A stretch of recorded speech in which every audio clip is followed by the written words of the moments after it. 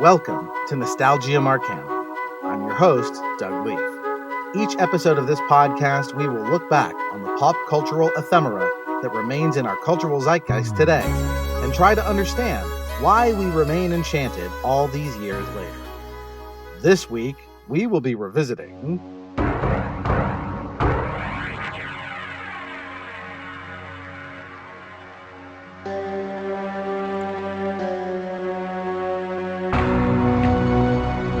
I realized the moment I fell into the fissure that the book would not be destroyed as I had planned. It continued falling into that starry expanse of which I had only a fleeting glimpse.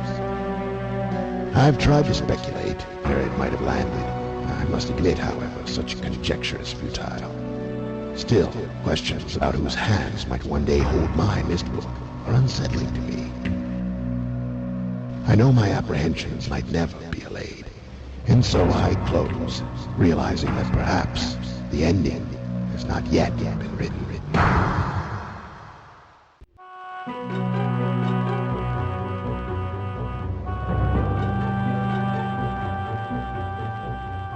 The last video game we talked about on this show was Street Fighter II, which is kinetic, it's frenetic, and in almost every way the polar opposite of what we're going to be talking about today, which is 1993's Myst.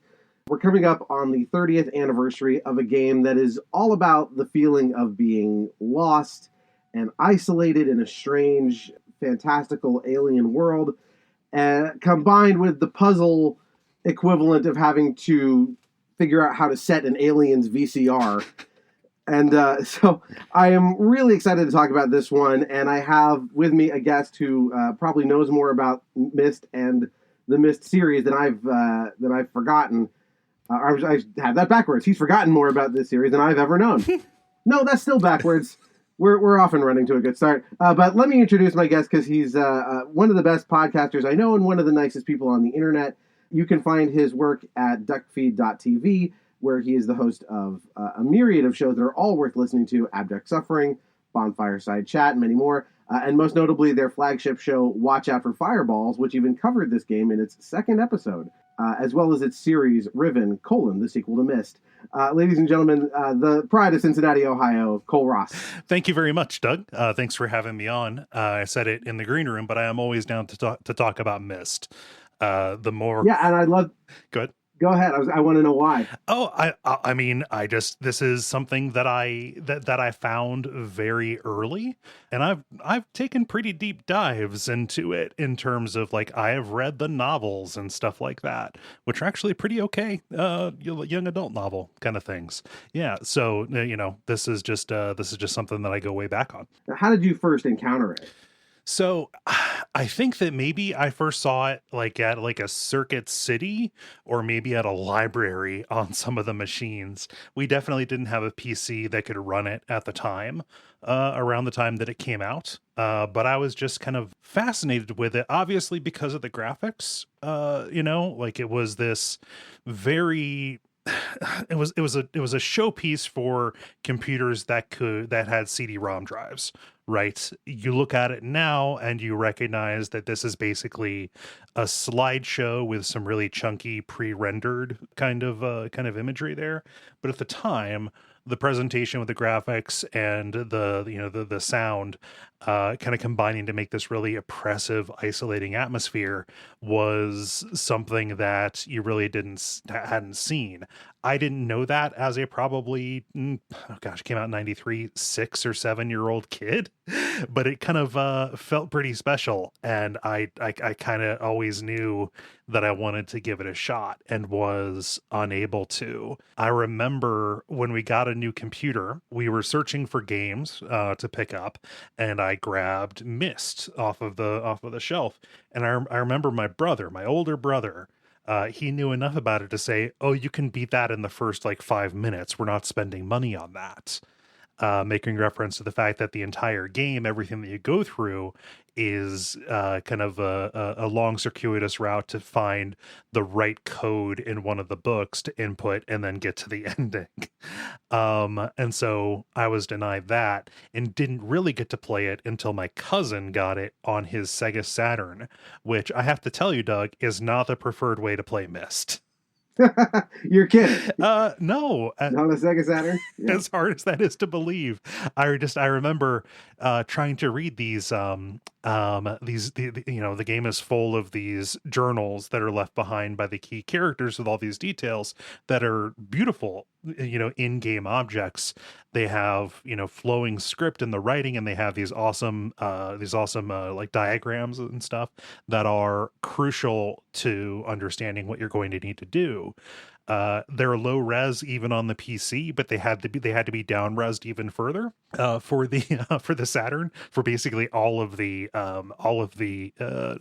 console versions, just because televisions had a lower resolution. So you were looking at it and you couldn't discern anything. Because everything was so compressed and blurry. So you couldn't actually read the clues to solve the puzzle. Yeah. I had to use. I've got this here. I've got the strategy guide for it, which itself, the strategy guide for the original Myst and the strategy guide for Riven, they are written in the style of a journal. It's like a first person past kind of deal. I returned to the Y branch in the peninsula. I took the left fork this time. So it's written out kind of exactly like that. So I had to refer to this to figure out what was going on with it, while frustratingly using the D-pad to move the mouse cursor around to interact with everything, which honestly I was used to, because before I picked up Myst, I was really into Maniac Mansion on the NES. So it wasn't that big of a drag moving a cursor around with a D-pad, but it was still, again, not as ideal as using a mouse. I think that's one of those things, like when you're a kid and you're really into a game and there's all of these obstacles to playing it in front of you. If you're really invested in I want to figure out what's going on, I want to solve these puzzles, that stuff all gets shoved to the side in a way that, as an adult, if I was to encounter that, I'd be like, nah, I don't need this headache. I'll watch it on YouTube. I'll find some other way. Obviously, this game doesn't want me to play it. Right. Yeah, all those frustrations. I encountered the game. So I had a friend growing up. I always considered this to be more of a Macintosh game because it was developed on Macs and released there first, even though it came out for PC shortly thereafter. And we were a PC house, and my friend Miles growing up, they were early adopters, and they always had the top of the line, fastest, most powerful Macintosh you could imagine. So he had this at his house, and so my memories of it are going over there, playing the game in these sort of limited passes. So I wasn't playing the game from start to finish, but he would be like, "Oh, I found my way to the Channelwood Age. Let me show you all these puzzles and things I found there." And so those were my memories of playing Myst. I don't think I actually bought one of those titles until I think I bought Myst 3 and 4 when those came along.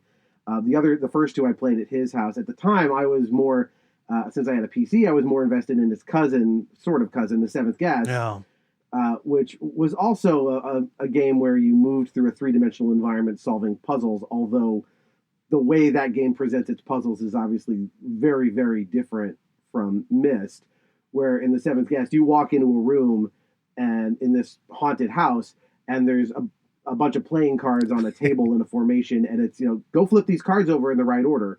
And you go, okay, I did it. I solved a puzzle. And in Myst, it's the inverse of that. All of the puzzles are essentially, it's a lot of code breaking, and you come across a panel where you can put in a number from 0 to 9,999. And then you spend a long time wandering around trying to figure out, well, what's the number I'm supposed to put into this panel? I'm going to go read a book. I'm going to go flip some other switches.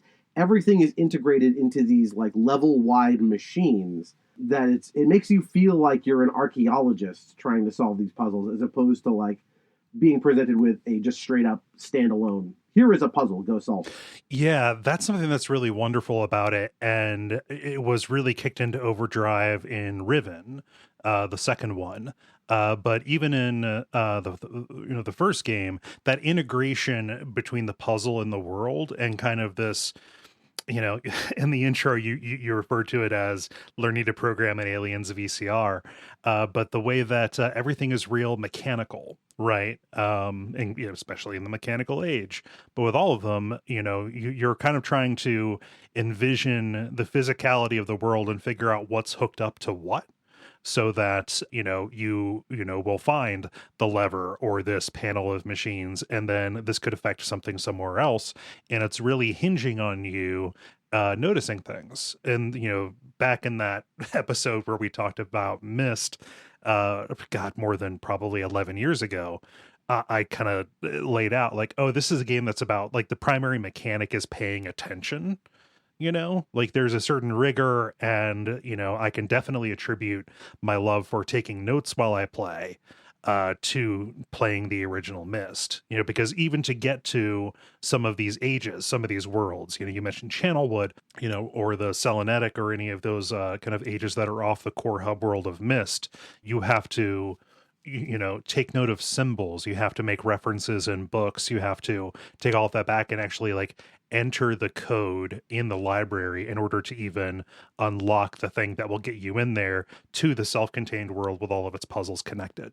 Yeah, I decided to play a little of it last night just to kind of immerse myself back in playing Myst. And almost immediately I pulled out a piece of paper and I was like, I got to take notes of this because I'm trying to remember. Here's this thing that shows you there's some dates that you got to write down, which you put into a machine that shows you constellations, which then correspond to a book where it tells you what the constellations are, and then you push some buttons with those particular constellations on them, and that opens the gates to, in that case, I think the Stone Ship Age. Yeah. And there was no way I would be able to do that without having it written down in front of me. It brought me right back to being 13 and playing this game. And I had played a few games like this before where you had to take notes. There were a lot of point-and-click adventure games that had kind of labyrinth elements to them, mm-hmm. and you would end up taking a piece of graph paper and drawing out. The one that comes to mind is that in the Legend of Carandia, there's this cave you have to go through that is brutal, and and without actually mapping out where exactly everything is screen by screen, you will fail. Mm-hmm. And that feeling as a kid of solving these kinds of puzzles, Myst felt like a leap forward in terms of that, because it was the entire game was that, but also this was the first kind of point and click adventure game to make you feel like you were the person going through this, as opposed to say, I've got my little pixelated Guybrush Threepwood and I'm going to tell him, you know, pick up Mug, give Mug to so-and-so. That was what point and click adventure games to me were prior to playing something like Myst. It really just was revolutionary. I guess this is probably a good time to explain for the audience who doesn't know what Myst is at its core, probably to lay out some of the fundamentals so they can play along. Yeah. So kind of the concept is, you know, narrative setup, you're playing as a person who's only identified as the stranger. You know, it's meant to be this audience cipher. You are you in this. And you're just going through a library and you find this book with a strange animated panel that when you touch it, it takes you to Myst, you know, this island with all these strange mechanisms and things like that. And you quickly learn that you're dropped into the middle of this mystery. The architect of this island and the person who has created these books, these linking books that will take you to these worlds that he has constructed, his name is Atris. He has been locked away. You find a distress message from him trying to reach out to his wife, Catherine, but she is nowhere to be found. You'll learn about her in the second one in Riven. But it has something to do with his two treacherous sons, the kind of Machiavellian, fancy boy, Cyrus, and his very hedonistic, almost animalistic, sadistic. How many more icks can I throw in there? His other son, Akinar. And you find these books where they have been trapped. These prison books, the red book with Sirius and the blue book with Akinar, and they're making kind of these entreaties to you to bring them the properly colored pages from the books in these different worlds. Return. Thank you for bringing me anything.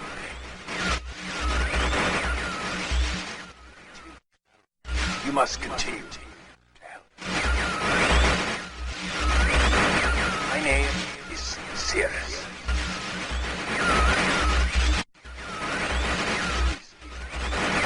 I beg you to find the remaining red pages. You must read. So you are going around Myst and finding ways to open up the linking books to these other ages and solving the puzzles there so you can get the red and blue pages to put in to those books so that their message will become clearer and they can give you kind of their case for which one you should choose.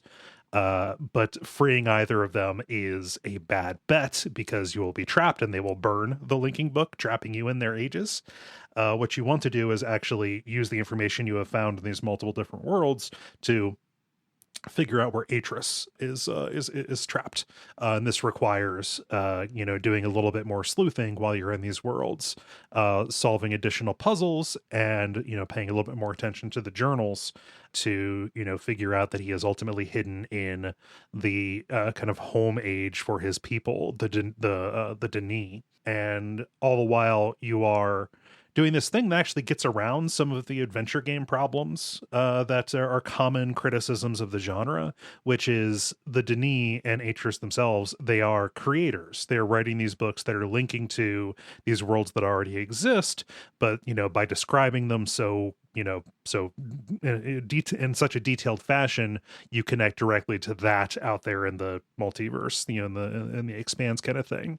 Because all of these places are contrived by these people, these, book writers, and their machinations and their strange ways, it gets around the problem of, well, this puzzle doesn't make any sense. Because when you're Guybrush Threepwood walking around these Caribbean villages, solving problems with these rubber chickens with pulleys in the middle, that's ridiculous because you're in a realistic world doing unrealistic things.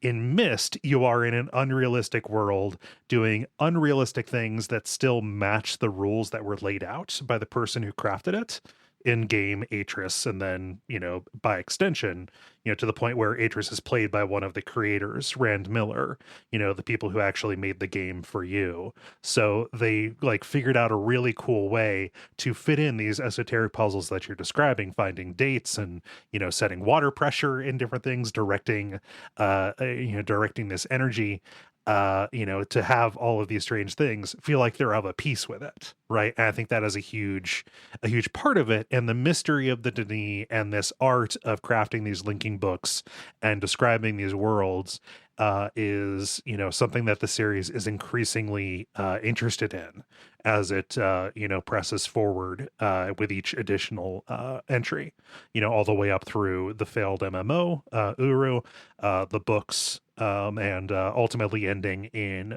Myst 5, End of Ages. Yeah, you've touched on something which I think is a really cool meta concept, which is that the books, or rather the games, are about this concept of an author creating something for you to go wander around in, which is literally what's happening with programmers coding the game, and when within the world of the game you have these semi-godlike figures authoring these worlds that you then get to go explore. And you're right, from a narrative perspective, it helps explain, why would anyone set up their, ship to operate like this? This seems really counterintuitive. Why would anyone have to go through all of these steps just to travel from here to there? But there's this sense of this is set up to be circuitous because you're not supposed to find the red and blue pages. No. You don't want to because they're both evil, which is a great twist. You go through all this trouble to release one of them, and you get screwed. The ending of getting screwed and trapped yourself, and you go, all right, well, I guess I was supposed to. It wasn't the red pages. I better go get all the blue pages, and then the same thing happens. And as you're doing it, we should mention. So when you open up one of these books to talk to Cirrus or Akinar, it's a lot of just static, and the message comes through. It's really hard to make out even what they're saying at first. And the more pages you give them, the clearer the message becomes, and the more it's easy to understand them. And then as you do that, you immediately get a sense of I don't know if I should be listening to this person. He does not seem trustworthy at all. Everything in the game is screaming at you, don't trust these two dudes.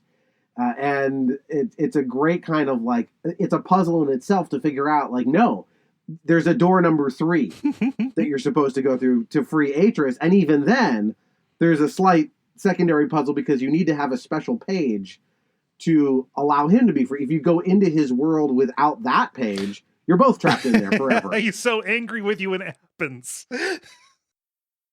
My friend. You've returned. We meet face to face. And the page, did you bring the page?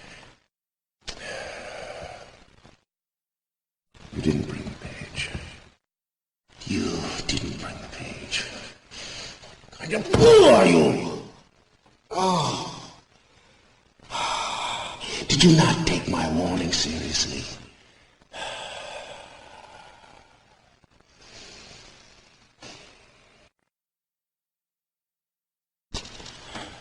Welcome to Dunny. You and I will live here forever. Yeah, and as you said, Atris is played by Rand Miller, one of the two lead creators, along with his brother Robyn. And you really, especially get that sense from especially the first game, that you can feel this was like made in a garage by people that really just loved doing this, that were enchanted with this idea of making a game and doing puzzles in a way that nobody had really done them before. Yeah. Like looking up, like even just like photos of their studio at the time, and then ultimately where their company Cyan, ultimately moved. It's it's this real fun, plucky story about this small creator that somehow managed, the small group of creators that somehow managed to make the best-selling PC game up until 2000 when The Sims came out. Yeah. Yeah, this thing sold 6 million copies or something. It was released on everything that could, any hardware that could run it. Yeah. They put it on. And it speaks to a lot that this game is, I think, really accessible. Because you can't die in the game. It requires no reflexes. You don't even have an inventory. It's literally just, if you can operate Google Maps or Street View, that's what it's like. You're clicking from node to node, exploring these worlds, looking at books, and just observing and thinking. And the most it kind of asks of you mechanically is to notice things in the environment like, oh, there's a switch over here. Oh, there's a gear I can turn. That made the game very, very accessible to folks who would not be comfortable asking Mega Man to jump all over the place and traverse some platforming challenge. It made the game accessible to everybody. I think that's a good reason this and the Seventh Guest, which was released pretty close to it, people could easily pick up a puzzle and play it and had fun exploring these 3D worlds because that was new as well. This was the year Jurassic Park came out. This is a year that CG was starting to really come into its own as a thing. And I watched an interview with the Millers, and they were talking about the development, and someone was asking them before it came out, like, is this going to be as good as The Seventh Guest? Because it hadn't come out yet, but like people in the industry were starting to see, like, oh man, somebody's moving through a 3D environment and doing stuff, and they were like, yes, we're gonna call our shot. We're gonna be just as good. And yeah, those two games, and especially this one, which I think left a much larger footprint for reasons we can talk about, changed so much about the way games were made, games were marketed, and I think did a lot to kind of push, at least certainly for myself, the way I think about problem solving. Yeah, it's frustrating to, remember at the time, but also even to like go back and look at kind of contemporary games press, the way that they talked about it. It was really dismissed quite a bit because of what you're describing, that it didn't have kind of the mechanical, rigor that was demanded, by primarily arcade and console games, and even, 1993, Doom had come out, but we also had, Wolfenstein, those are games that the difficulty lived in the hands, right? It was reflexes and stuff like that. And that was what games had been. And then along comes Myst, which is somehow even less rigorous, in quotes, than, these dungeon crawl RPGs that had been, popular forever on on PCs and stuff, right? And it was just kind of written off as a little bit of this curiosity, or as almost like its popularity was taking away from quote unquote real game kind of deals. And I'm really happy that that history has been revisited, and now, here in 2022, we're at this point, nearly 30 years later, where there isn't an awful lot of kind of dismissal of a game that is both as accessible as this, but also, that, requires a different set of muscles, right? The difficulty doesn't live in the hands, it lives in the head, and in paying attention and making notes and observing the world.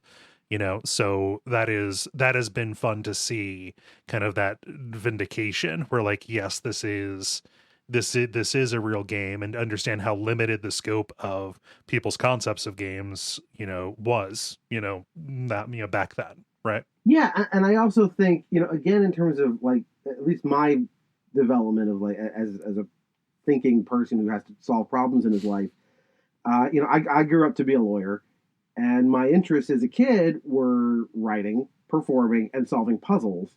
And my current vocation is the intersection of those three things. And I've had other lawyers tell me, you look at things a different way. You problem solve in a different way. And I have to credit things like Myst for that. And similar games that kind of push problem solving in a way that's about lateral thinking and thinking broader, making connections that are not necessarily obvious, and paying attention to details as well. These games, as you talked about, being observant.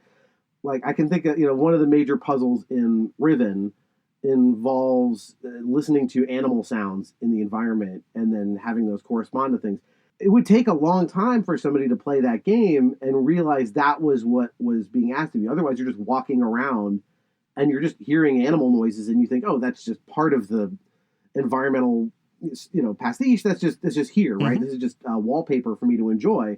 No, the game is actually telling you, you should notice this, because that sound is ultimately going to be used for a code later, to advance the game state in some way. And going back to even the original Myst, it's so much about, like, I when I started the game up, I go into that first room that's right off the docks, and there's that little, like, hologram thing, and I pushed a button and nothing happened. I was like, God, I played this game before. I should remember what this is. And you turn around, and if you happen to notice, there's a little piece of paper on the wall with, like, some codes on it. You'll put in these numbers. I'm like, okay, great. But then I couldn't remember, like, oh, right, if you look behind the piece of paper, you open the panel, and that's where you punch in the numbers. But you have to be looking for it. You have to think in a way that's, oh, this isn't just, the pretty background I'm here to look at. Things in here are interactable. It's built on a platform called HyperCard, which was a big Macintosh thing. Did you ever fool around with HyperCard at all? No, I was also a PC kid. Pretty much. I got my first Mac when I left for college, like in 2007. So HyperCard was not exactly dead and buried at the time, but well on its way. As they were kind of making their shift to other stuff. So no, I never got to mess around with HyperCard, but I really respect it as this simple and accessible way to, to program simple experiences like this. Even though Myst and, prior to this, they discovered that they could make a game with their previous game, The Manhole, which is more of a kid's, like, interactive, world kind of deal. They're really stretching the definition of what those hypercards are and could be. Like, mostly it was for, like, very simple stuff, right? Yeah, they really push this to its limits in terms of what you could do with it, because it is essentially like you create an image, that's your card, and you create a series of those, and within those you can place buttons that would either be visible or invisible. In the case of Myst, invisible, right? There's a button on this door that you don't see. If you push that, click it with your mouse, it then takes you to the next card in the stack, which is, inside of the door. And, with combining thousands and thousands of these, they were able to create the illusion that is the game of Myst. My friend Miles and I decided we would try and create one of these ourselves. I think we made 5 or 6 cards before figuring out this was way beyond our abilities as 13-year-olds to do. So yeah, it's an impressive. It's one of those things where it's like, if someone makes a facsimile of the Eiffel Tower, using only elbow macaroni. Mhm. And you kind of go like, well, the fact that you did that, look at what you did using only elbow macaroni. That's incredible. It's kind of the same thing here, where it's like this program, was never meant to do something this extravagant. The fact that they pulled it off as well as they did is really something. Yeah, and that's kind of a long-running tradition as well. How many games were made in BASIC, or how I don't know if you're like me, but when I was coming up in high school, we had like graphing calculators, right? TI-83, Mm-hmm. and the way that games would be passed around, like the one person who had the cable to put those on the graphing calculator and then spread them across. You could go in there. That was just programmed, often by hand by people just kind of tapping in. It just the way that people find ways to make games with stuff that very much was not intended to do that is always really fascinating. Yeah, we played around when I was very young. There was this thing called Logo on Atari. Got that little turtle. Which, yep, the little turtle, you would like train it to, you would tell it to like basically draw lines, like a virtual Etch-a-Sketch sort of. And you would try and make things out of that. I definitely fooled around with BASIC a little bit, learned how to program like a very basic program. I think it just made the screen change colors or something. Very limited stuff. Mm-hmm.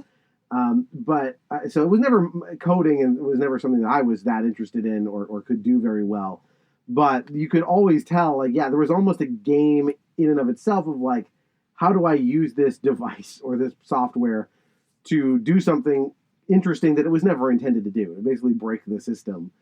And I think Myst is sort of like the greatest example of someone doing that, to the most extreme end. But beyond the technical side, I think just the emotional side of the game is really interesting. The fact that the story, other than these handful of times where you are listening to Cirrus or Akinar, yell at you from behind a little postage stamp sized screen, everything else in the game is about a feeling you get. You look around these environments, which are, I don't want to say they're decimated, but they're empty. There's no people living there anymore. It's just you and this series of like hallways and platforms and rooms that you get to explore, and by doing that, learn about the people that were there and what happened to them. That was something that was fairly new for games at that time. Yeah, just this confidence in building, I forget if it was the Millers themselves or if it was reviewers at the time, but the word that is used to describe Myst and what it achieved is a beautiful void, right? Which has always felt apt and is one of the big things that is kind of carried forward from it. But this was a thing that really spoke to me in terms of like an inductive storytelling versus deductive, or like, deductive being the game directly provides you with facts, tells you the story and then leaves you to assemble the logic as it goes, versus inductive story, which is, storytelling through the environment. Right.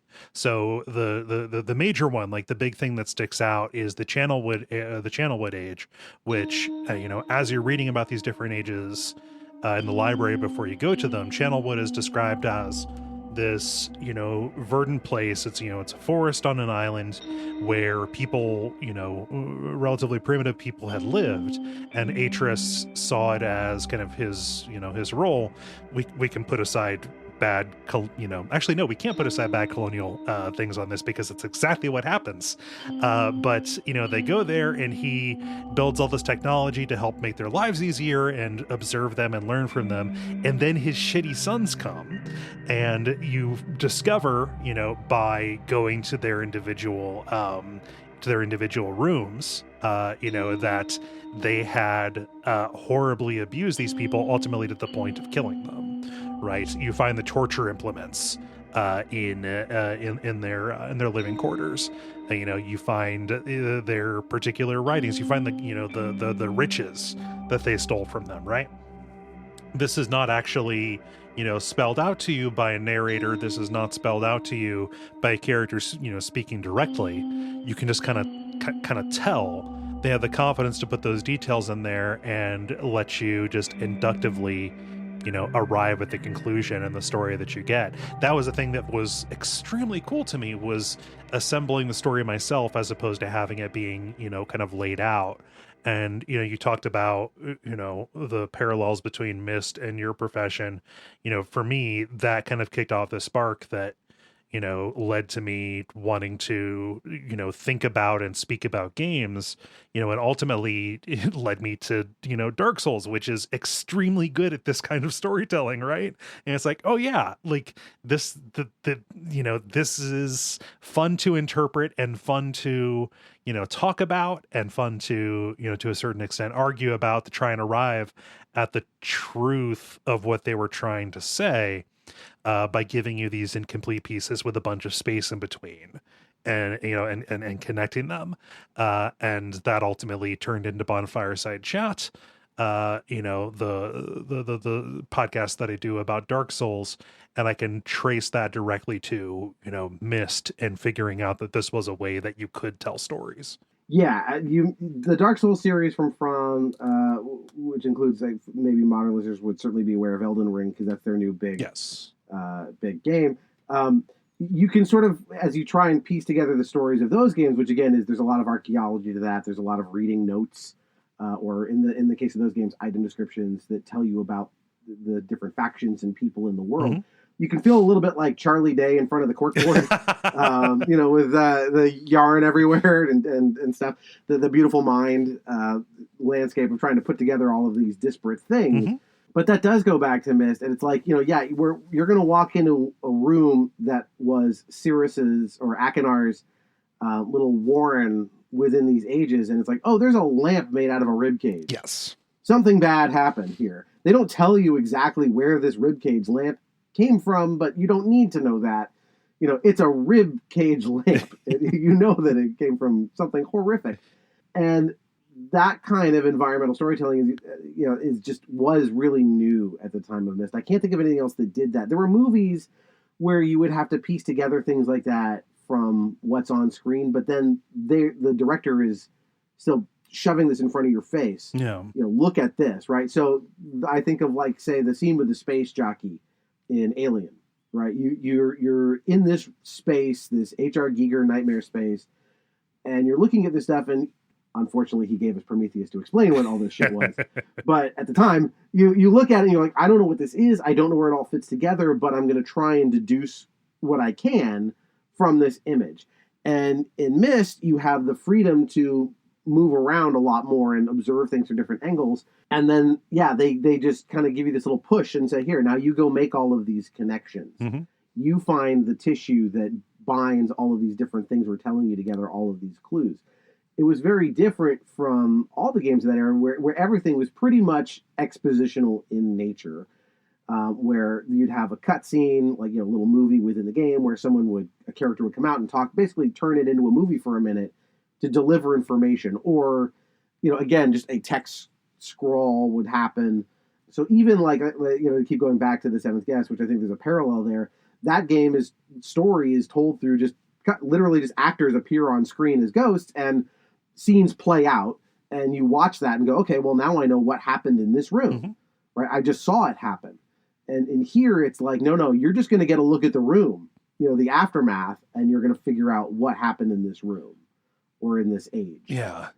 It's a really interesting way of telling stories, and it's one of the things that, like, only games can do. The permission and ability to wander, I think, is a huge part of that.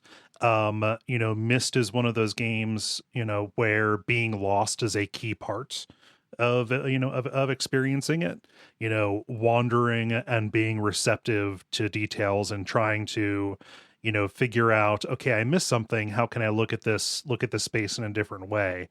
I think that, interaction is, a key ingredient in that makes, this kind of storytelling a little bit, kind of a different animal than your regular show don't tell kind of thing, right? Which is how this effect would be achieved in different media, in books and in movies, right? I think that the interaction is a big part of that, and something that I've come to appreciate, especially as the Myst series, kind of matured beyond a relatively basic story about the treachery of these two sons in the first game, ultimately to being about this family and then about this people, the Denis and where they lived, is that interpreting it requires a certain amount of insight into people, right? Or into, societies. In Riven, you're going through a place where not just a couple of people or a small tribe lived, but, where a whole society lived, and understanding, what the sculpture is supposed to mean, what the way the island is, how that's put together, what that shows about the values of the people who lived there, what was important to them. A big part of Riven is understanding the way that they count, right? Because you need to use their numeral system, and it is not ours. It's not the base 10 that we tend to use. It's beautiful because you show up, and the way that you learn that is through a toy that's in a classroom for little kids, where the kind of the dictator on this island was teaching these kids the Denis counting system. And so it's this little almost like hangman type game, where a person is being lowered toward a little mechanical fish that's going to gobble them. And that is not just showing you okay, what each of these numbers means and how to assemble them in the symbols that you have, but also showing you, and by way of showing these kids, what happens to people when they disbehave. They're sacrificed to the giant fish that lives in the center of this island, right? And then that goes on and continues. So having a little bit of insight into not just individuals, but societies, helps you put this together. And that is not necessarily a skill that a lot of games require you to exercise, right? And it is extremely refreshing to be able to to use that muscle, to figure out the story that is being told on that level in that way. Yeah, I mean, going back to this concept of archaeology, this is not Indiana Jones, swinging over pits of spikes archaeology. This is more akin to like I literally have to solve a Rosetta Stone type puzzle within this game. I have to learn, as you said, a new counting system. I remember when I encountered that in Riven and having to learn this counting system, I was transported back to a unit we had done in school earlier where we had to learn the Mayan system of counting. Mm-hmm. And it's not terribly dissimilar right. from the counting system in Riven. And it was like, oh, okay, I see what you're doing. You're really going out of your way to try and let me develop a new alphabet. Let me develop this system of exchanging information. And as you said, they're doing it in a way that's also really efficient storytelling, because it's not just, here's a piece of paper with some symbols on it, go figure it out. That those symbols are presented to you in a context where they are part of conveying to you something about this world and what happened to it. There's something about the fact that they have these limited tools, right? So this is a game where there's no interactability with the environment in terms of, like, as we sort of said with Monkey Island or King's Quest. You can't just pick up an item. You can't look at it. You can't read it. You can't put it in your pocket and combine it with another item later to make something. All you can do is really just look and touch. That's it. And with those limitations, that means they have to deliver everything you need to know and try to get you to do everything you need to do with that tool set. And it means that they have to be very efficient with how they figure out how to transmit that information to you. It's really just brilliant and one of a kind in a way. Like, I mean, there are games that have followed Myst. There's their own game. There's like Abduction, their most recent one, which I have not yet played. Mm-hmm. So, I mean, some of these concepts have survived, but I think you mentioned the environmental storytelling in the Dark Souls series.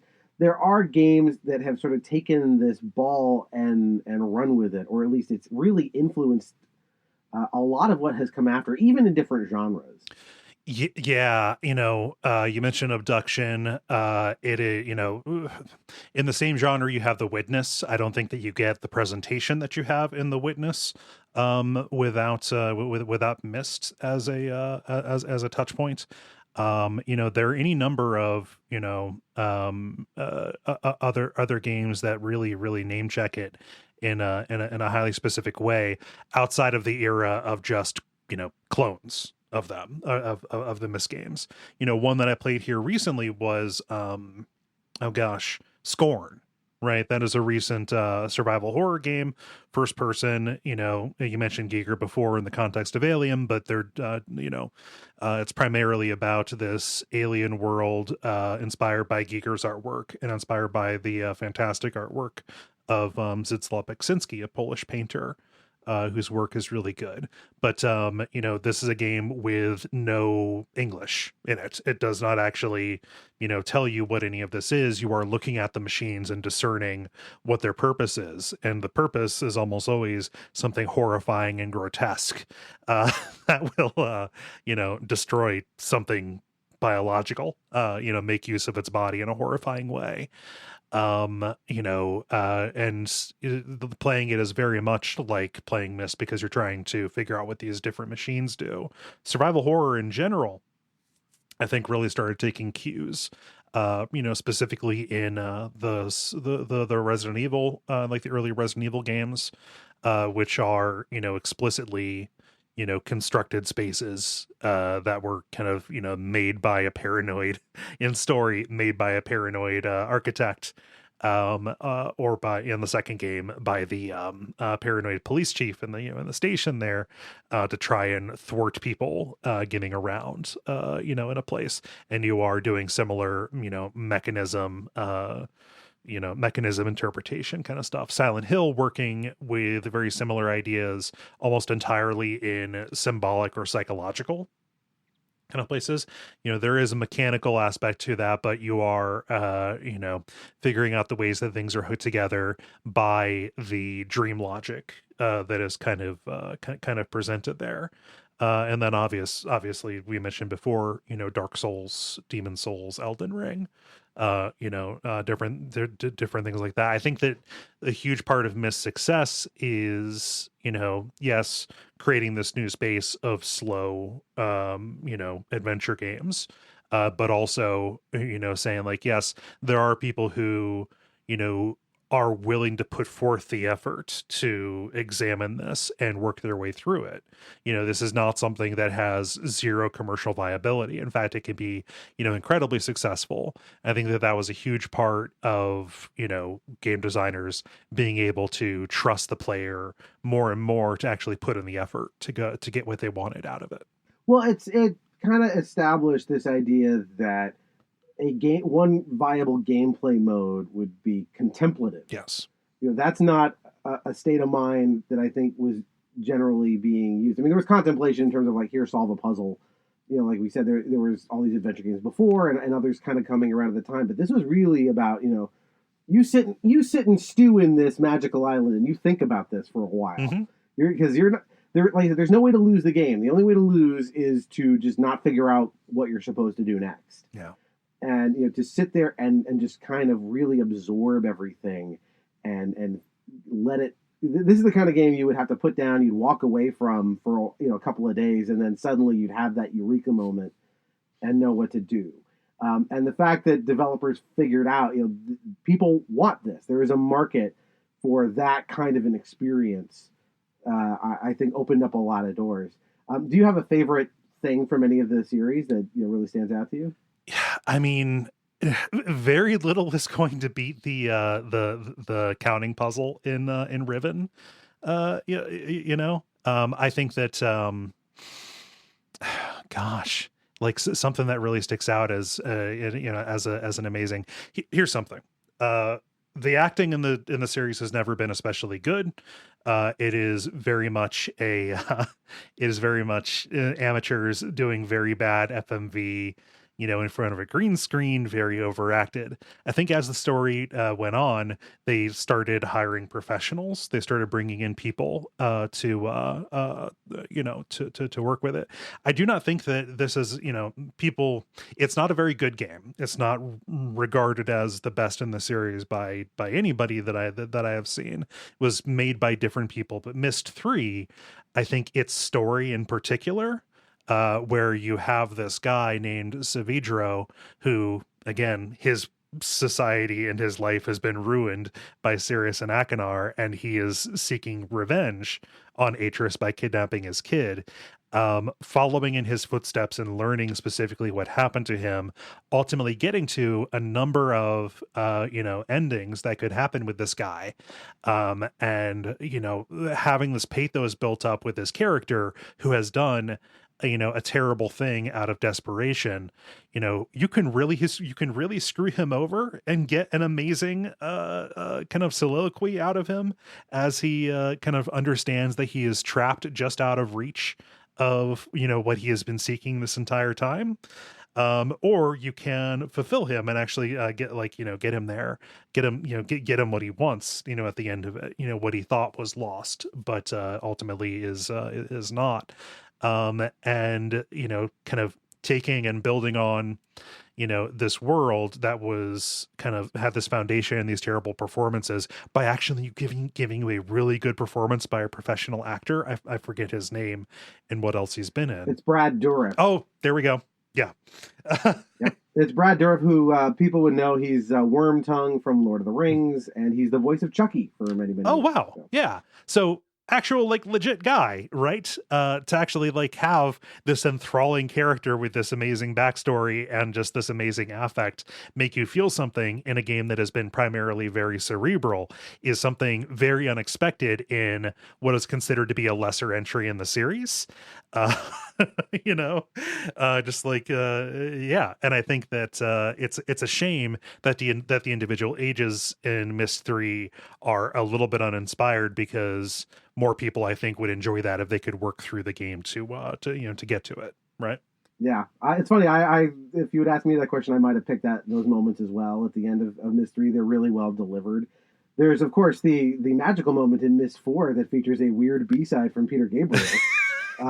But I did play through Myst 4. I will say the one thing I really like about it is that you get to go inside the worlds of the Red and Blue books where Sirius and Akanar were trapped in the first game. I think that's a clever, fun idea to see, where were they living for all this time? I did like that I can't remember one thing about that game other than the two things I just mentioned. Because I played it once years ago and I don't remember anymore. The original and Riven are the ones that stick around with me. But I mean, of course, we would be also remiss if we did not mention Pyst, the brilliant parody of the original game featuring John Goodman as King Mattress. And I know you guys have been trying to get that one on the Abject Suffering for a while. If you can get it to run, I watched a little of a playthrough of it in preparation for this, and yikes.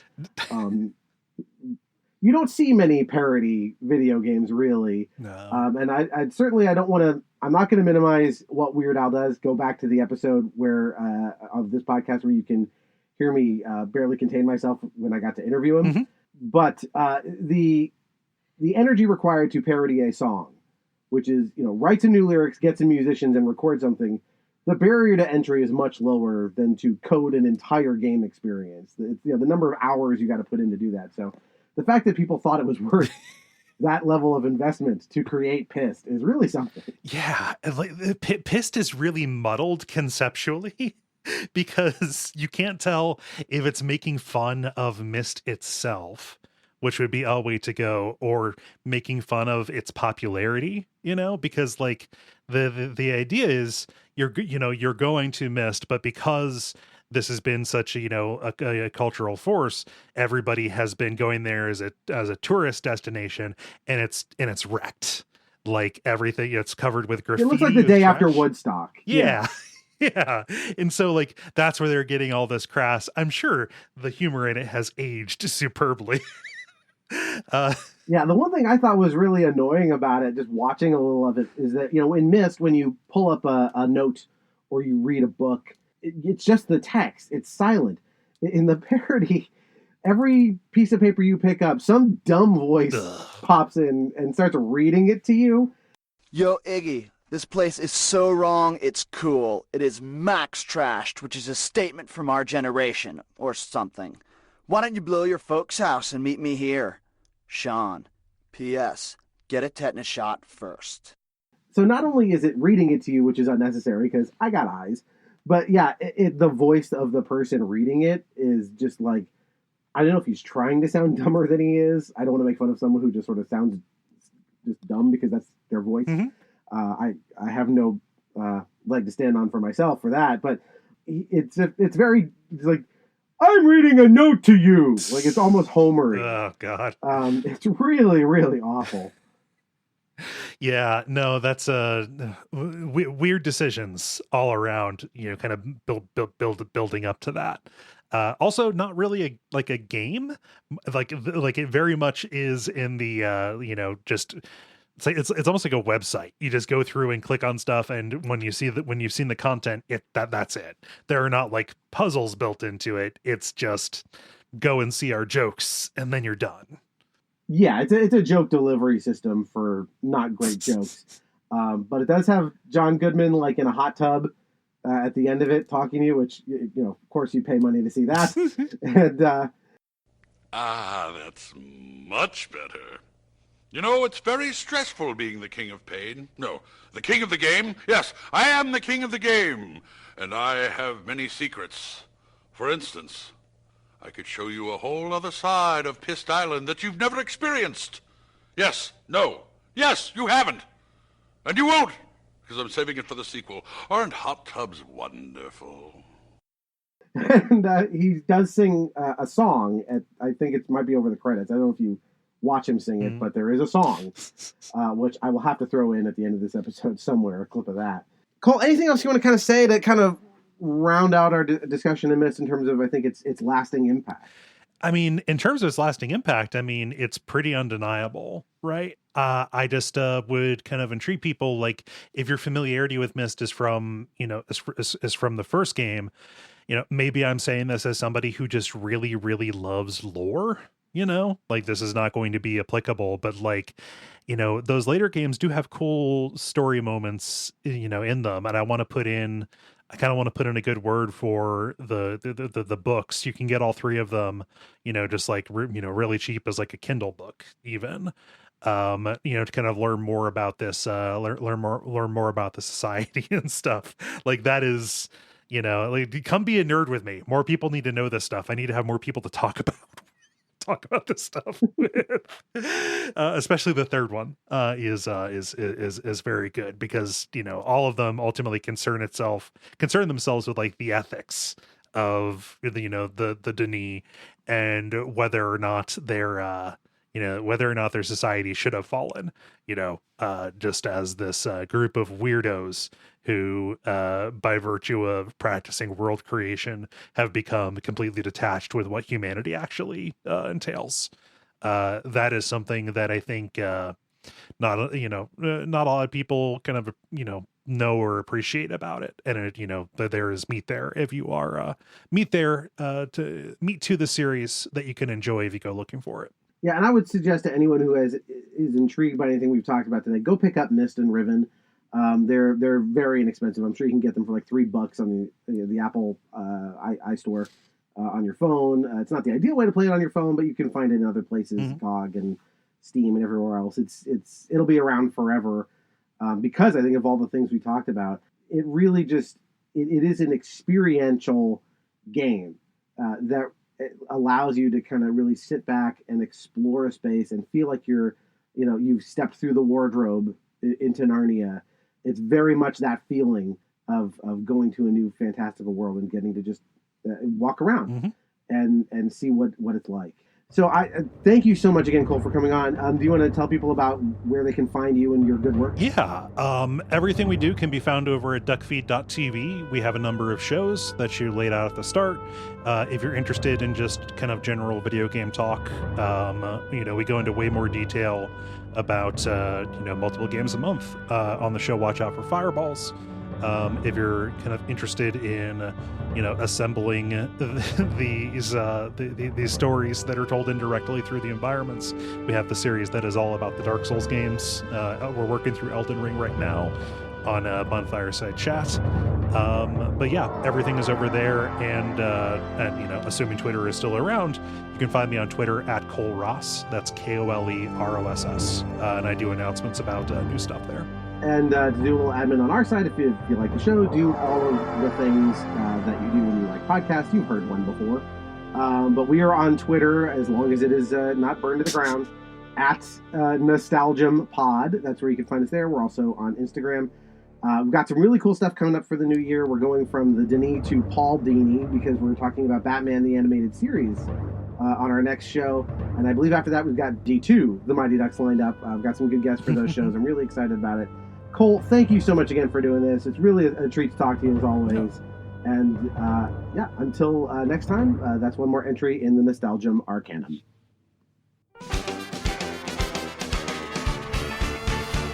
I'm sitting here in my living room and I just can't seem to shake the glue. I'm pissed. Man, I just can't change my ugly mood. Yes, I am one unhappy dude. I'm pissed. Turn on my big TV, but no one up there looks like me. Makes me pissed. I change the channel, switch the switch, get the same old stupid pitch. Damn, I'm pissed. A bunch of oily superstars trying to sell me shoes and cars. Whoa, I'm pissed.